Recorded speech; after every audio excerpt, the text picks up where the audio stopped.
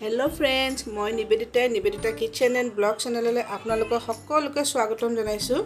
আজি মই আপোনালোকৰ ওচৰত এটা সুন্দৰ ৰেচিপি লৈ আহিছোঁ। মই বনাম কঁঠালৰ পিঠা কলপাতত দি। দেখিছে এইটো কঁঠালৰ পিঠা, মই এইটো বনাম কলপাতত দি। আপোনালোকে চাবচোন মই কেনেকৈ বনাওঁ আৰু ভিডিঅ'টো শেষলৈকে চাব। বেছি দেৰি নকৰি বলক আজি ভিডিঅ'টো আৰম্ভ কৰোঁ। যদি মোৰ ৰেচিপিটো চাই আপোনালোকে ভাল পায় তেনেহ'লে প্লিজ মোৰ চেনেলটো ছাবস্ক্ৰাইব কৰি দিব। বলক আজি ভিডিঅ'ৰ মোৰ ৰেচিপিটো আৰম্ভ কৰোঁ। কঁঠালৰ পিঠা বনাবৰ কাৰণে প্ৰথমে মই অলপ নাৰিকল লৈছোঁ, এনেকৈ সৰু সৰুকৈ মই কুটি লৈছোঁ নাৰিকলখিনি, আৰু অলপ গুড় মিঠৈ লৈছোঁ আৰু অলপ চাউল লৈছোঁ। চাউলখিনি মই 3 ঘণ্টামান ভিজাই পানীৰ পৰা টুকি লৈছোঁ, আৰু অলপ কেইফুটামান কঁঠাল লৈছোঁ। কঁঠালখিনি মই গুটি উলিয়াই লৈছোঁ, আৰু কেইখিলামান পাত লৈছোঁ। মই কলপাতত দি বনাম। পাতখিনি মই কাটি পেলাই ৰ'দত শুকুৱাই লৈছোঁ ধুনীয়াকৈ। আপোনালোকে ৰ'দত নুশুকুৱালেও জুইত সেকি ল'ব পাৰে। কঁঠালখিনি মই মিক্সিত দি অলপ পেষ্ট বনাই ল'ম। এতিয়া মই এইখিনি এনেকৈ উলিয়াই দিম। এটা বাতিতে মই নাৰিকলখিনি,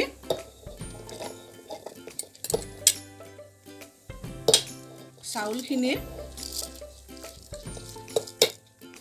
আৰু গুড় মিঠাইখিনি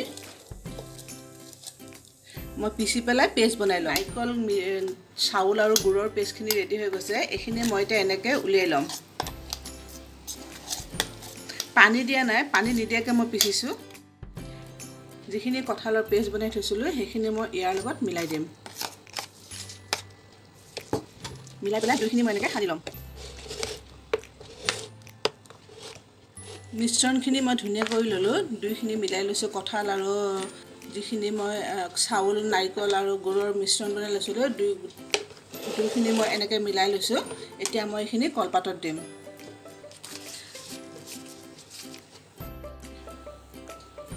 এনেকৈ মিশ্ৰণখিনি মই ইয়াত দি দিম অলপ অলপকৈ। কলপাতখন এনেকৈ দি দিছোঁ। কলপাতখন লেৰেলি থাকিলে কোনো প্ৰব্লেম নহয়। বাছ, এইটো হৈ গৈছে।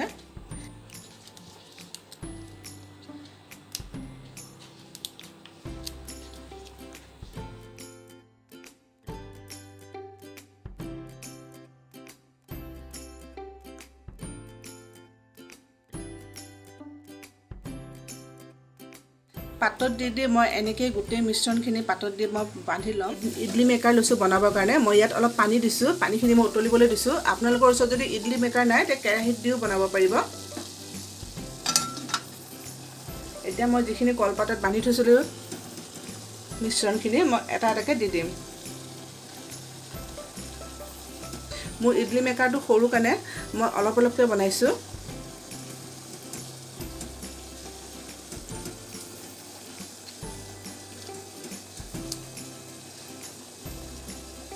এইখিনি মই এনেকৈ 15 মিনিট মই ভাপত সিজিব দিম।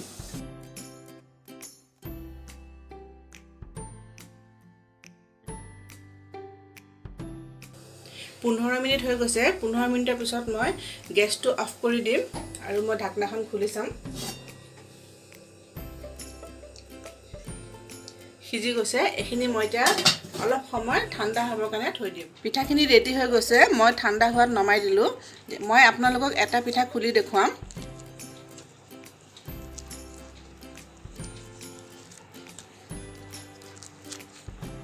চাওকচোন কিমান সুন্দৰ হৈছে পিঠাটো। খাবলৈ বহুত টেষ্টি হয়। এতিয়াতো কঁঠালৰ ছিজন চলি আছে। এনেকৈ কঁঠাল আনি আপোনালোকে এনেকৈ পিঠা বনাই খাব পাৰে। বেছি বস্তুও নালাগে।